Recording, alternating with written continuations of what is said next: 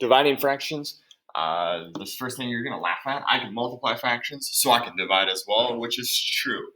I need to first find the reciprocal of the second fraction. And once I find the reciprocal, I change the division sign to multiplication, and then I just multiply the fractions. So getting into and taking a look at some of our examples here, if we just write the reciprocal, so you have to think that if it's a whole number, we have 1 in the denominator. So this is really going to equal 1/6. The reciprocal, again, is the flip, so I'm going to have 3/2. And then in this case, I do have a 1 in my numerator, so I will have 8/1, which could just be written as 8 as well. So dividing these fractions, so I have to think 5/1. I'm going to make my division sign a multiplication and then flip my second fraction, so 4/3. Now what I do is I multiply across because there's nothing I can reduce, so I'll have 20/3.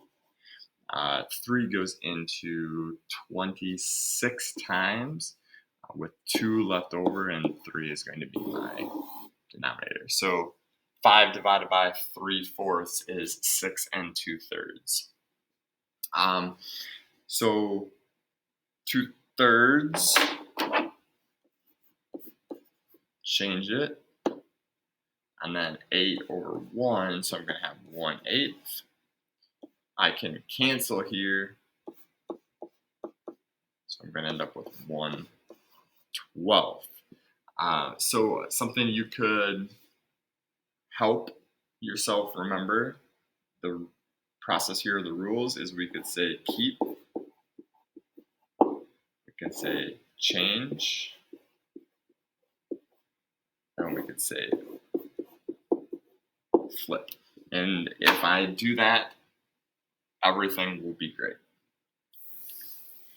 So if we go on to one more example as a story problem.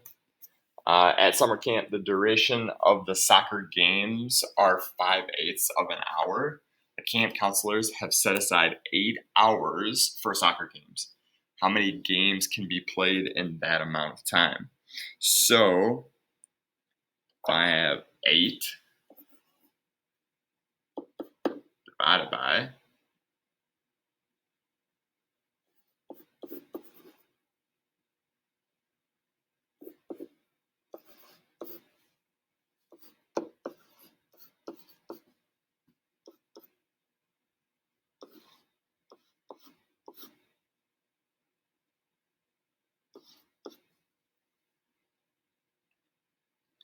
5 goes into 64 12 times. So it looks like 12 4/5 games could be played. All right, so you got to take those hours and divide it by the amount of time that you have to be able to get your final answer. All right, that's all you need to do for dividing fractions and whole numbers. Use this for your assignment and just make sure you remember the